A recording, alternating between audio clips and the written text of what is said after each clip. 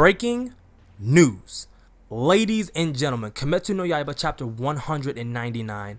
My God, let me tell you, Muzan is losing it, alright? He has nothing left to lose in this situation, and he is a wild animal trapped in a corner. And if you know anything about wild animals, they are the most dangerous animal on the entire planet. Like an animal out in the open, perfectly fine. Maybe not, you might still die, but a animal like a chained dog is one of the most ferocious animals you will ever come across in your life. But we're gonna get into that in this chapter review. But before we do that, go plus ultra and smash that subscribe button. It lets me know you rock with the content that I put out here on this channel. And without further ado, let's get into this review. Now, when Muzan saw the sun, he was not having it at all. His eyes bulge and he lets out this massive shockwave of energy of something, because look, he let it out let me try to slow down. Whew. This chapter hyped me up, ladies and gentlemen, because I'm gonna be honest with you, after last chapter I was like, this is taking far too long, but here we are with something new unveiling, and not just something new. This is Muzan's last ditch effort at survival. Okay, as soon as he sees the sun breaking over the horizon, he lets out this massive shockwave of energy that just eviscerates every Hashira that was trying to hold him down, minus Tanjiro, because of course. But Kanroji, she's out of commission. All right, I look up, it's like I felt like I missed a page, because when it happens, Uguro goes flying, Kanroji goes flying, Tomioka goes flying, Shinazugawa goes flying. Tanjiro's the only person still holding on, and I think the only reason that he is because his sword is through Muzan, but in a stone wall at the same time. But this nigga just loses an arm out of nowhere. Well, it's not out of nowhere. He lost an arm because Muzan let out that fucking pressure wave or whatever. He just starts slicing anything and everybody, right? So because of this, Tanjiro's still holding on, Muzan's pinned, and he's like, I have nothing else to do. The only other last-ditch option that he has is to completely encase his body in this flesh-like substance. And I think it's flesh in and of itself.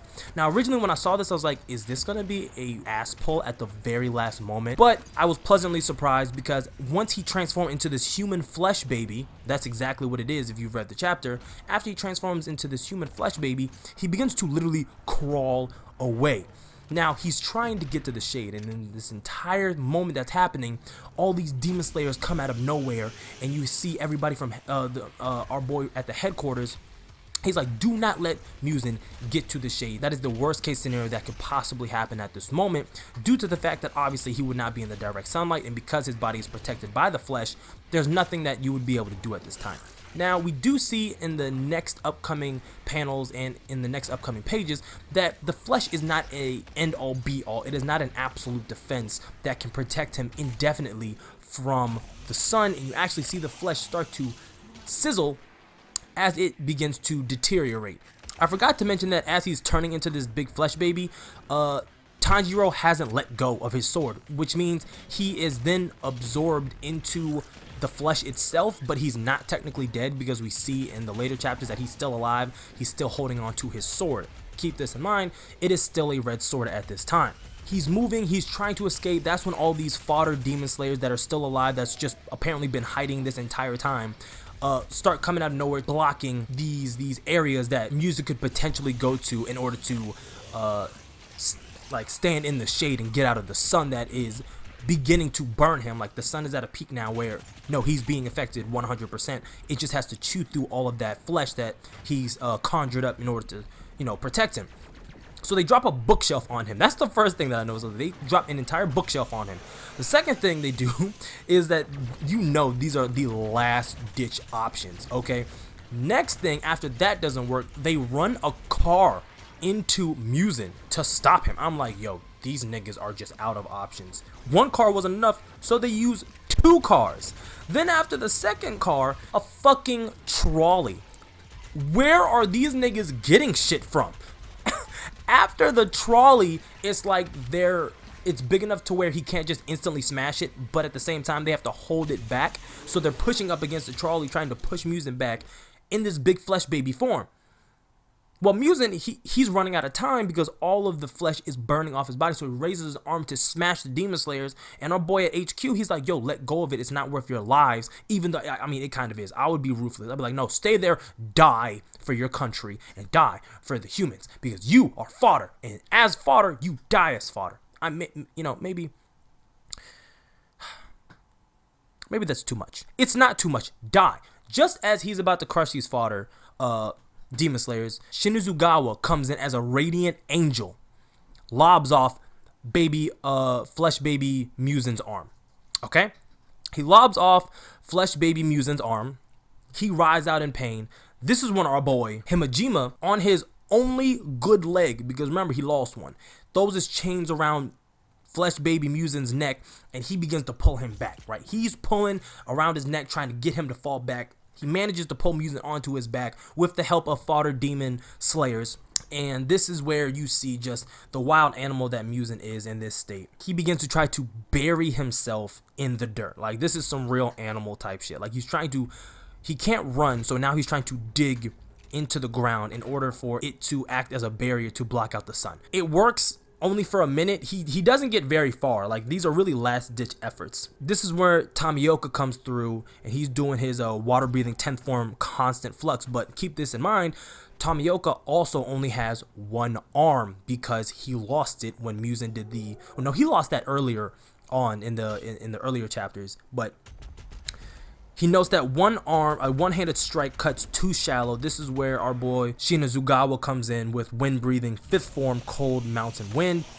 And then Aguro comes in with his serpent-breathing 4th form twin-headed reptile. Nothing is affecting baby flesh Muzan at this current time because, has really anything affected Muzan in these past like 15 or 20 chapters? Not really. So the fact that, again, they're human and losing all this blood and losing all these limbs is not helping them in the least when it comes to swordplay. So Muzan aging 9,000, 10,000 years, this isn't even phasing him. He really just needs to get to the shade and wait this toxin out that's in his body. Himajima continues to pull. Himajima and what is this?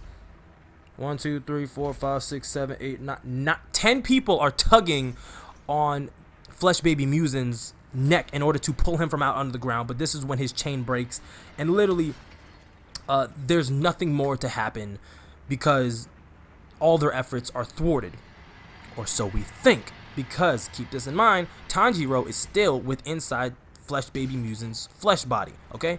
His sword is still bright red. And it's like he hits a nerve or something from the panels that we see on page 18.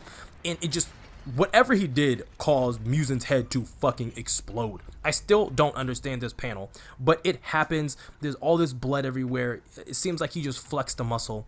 And Muzan pops up. He's writhing in pain. And the sun is just boiling him down. The sun is in full bloom in the sky, and Muzan's body just deteriorates. It's breaking completely down. So ladies and gentlemen, I think this is the end of Kimetsu no Yaiba, the Demon Slayer juggernaut of the current shonen era. And I believe chapter 200 is going to end Muzan. It's going to end Muzan. He's probably going to die on chapter 200. And it might have some, residual chapters of seeing where all the Hashiras are afterward. Who's alive, who's dead, what's happened really since all this time passed. We might get like a time skip forward even, a flash forward to Tanjiro. Kind of like how we got with Boruto. We see that flash forward. Oh, Boruto's Hokage and he's 30 or some shit like that. So we might see a flash forward with Inosuke, Zenitsu, Tanjiro, and we might see them in an older state, maybe in their early 20s or maybe late 20s, something like that, teaching the next wave of Hashiras and the next wave of Demon Slayers. But really, if this is the end, there's no need to have any more Demon Slayers. Unless you think that this can go one of two ways. The first way being Muzan dies and all demons that he infected are then reverted back to the human form. Or two, Muzan dies, but it doesn't revert any other demon back to their original state. So now you have to run cleanup on all demons that are still out in the world, which would warrant more Demon Slayers and the Demon Slaying Corps to continue. But leave that in the comment section what you think is going to happen. If you made it to the end, thank you for rocking with me. Hit that subscribe button. Let me know you rock with the content that I put out here on this channel. like the video, share the video, comment again on the video, and like always, keep it safe and rapid tight. I'm out. If you continue, you will bring down the heavens' wrath. You are but one man. They are no longer your people to save.